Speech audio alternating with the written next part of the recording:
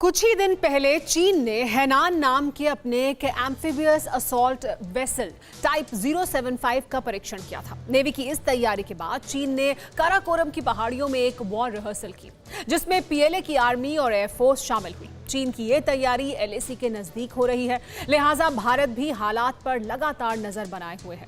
लेकिन इस वक्त चीन को भारत से नहीं बल्कि अमेरिका से डरने की जरूरत है, क्योंकि 11 जुलाई को हुई एक हाई प्रोफाइल सिक्योरिटी मीटिंग में प्रेसिडेंट बाइडेन ने जो कहा उसे सुनकर शी जिनपिंग की नींद उड़ गई है। समुद्र तल से 4500 मीटर ऊपर काराकोरम की पहाड़ियों के बीच शी जिनपिंग की रेड आर्मी जंग की तैयारी कर रही थी। 11 जुलाई को चीन के सरकारी न्यूज चैनल सीसीटीवी ने खुद पीपल्स लिबरेशन आर्मी के वॉर ब्लूप्रिंट के बारे में बताया। इस मिलिट्री एक्सरसाइज में पीएलए की आर्मी और एयरफोर्स शामिल थी। उत्तर पश्चिमी चीन के प्लेटो रीजन में पीएलए ने कुछ ऐसे हथियारों का परीक्षण किया जो हाल ही में ड्रैगन की हथियार फैक्ट्री से निकले थे। चीन के इस वॉर ड्रिल की थीम रैपिड रिएक्शन मिशन, यानी हमला होने पर तुरंत जवाब देने की तैयारी। एक ब्रिगेड की आर्टिलरी यूनिट को पीएलए के शिनजियांग मिलिट्री कमांड से अटैच किया गया। ये तैयारी PHL-11 के परीक्षण के लिए की गई थी। PHL-11 एक self propelled multiple rocket launcher system है जो कुछ ही हफ्ते पहले पीएलए में कमीशन हुआ है। ये वॉर एक्सरसाइज कब की गई है, चीन ने इसका खुलासा नहीं किया, लेकिन इतना जरूर बताया कि काराकोरम में बारूद की बौछार को अभी कुछ ही दिन हुआ है, यानी जून के आखिरी हफ्ते या जुलाई के पहले हफ्ते में चीन ने ये वॉर रिहर्सल की है। इस वॉर रिहर्सल में शिनजियांग मिलिट्री कमांड ने सेल्फ प्रोपेल्ड हॉविट्जर PCL-161 की भी टेस्टिंग की। PCL-161 की पहली झलक चीन ने अक्टूबर 2020 में तिब्बत वॉर ड्रिल के दौरान दिखाई। शिनजियांग की दूसरी मिलिट्री कमांड को PHL-03 के परीक्षण का जिम्मा सौंपा गया था। PHL-03 long range multiple rocket launcher system है जिसे चीन ने रूस के BM-30 से कॉपी किया। PHL-03 में 800 किलोग्राम के रॉकेट लग सकते हैं, जिसमें वॉरहेड का वजन 280 किलोग्राम तक हो सकता है। PHL-03 की मैक्सिमम फायरिंग रेंज करीब 125 किलोमीटर तक की है। प्लेटो के इलाकों में चीन की वायुसेना ने भी जंग का माहौल बनाने की पूरी कोशिश की। जिनपिंग के ऑर्डर पर सेंट्रल थिएटर कमांड का 81वां ग्रुप और ईस्टर्न थिएटर कमांड का 72वां ग्रुप नए हथियारों के परीक्षण में वक्त जाया कर रहे थे। चीन की ये सारी तैयारी भारत की मुस्तैदी का जवाब देने के लिए थी, लेकिन जिस वॉर एक्सरसाइज पर चीन इतरा रहा है उस पर भारत की नजर भी है और खबर भी। ये सब ट्रेनिंग के बाद भी उनका एम क्या है?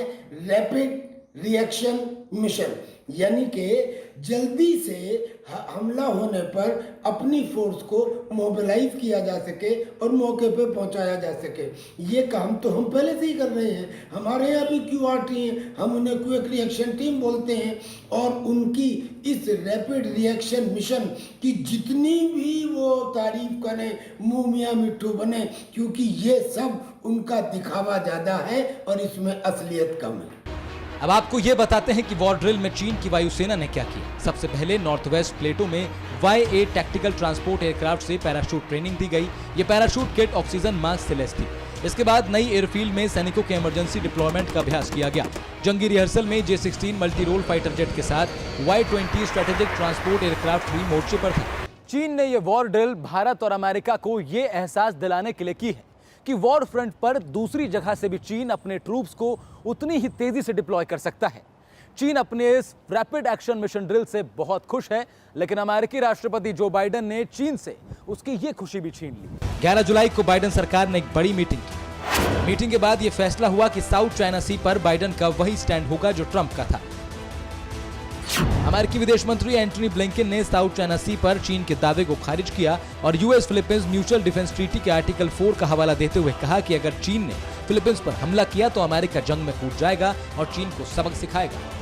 चीन और फिलीपींस के बीच विवाद की जड़ साउथ चाइना सी में बसे कुछ टापू हैं, जो हैं तो फिलीपींस के, लेकिन उन पर दावा चीन करता है। चीन ने इन टापुओं पर निर्माण कार्य भी शुरू कर दिया है, लेकिन फिलीपींस चीन की ताकत से डरता नहीं है।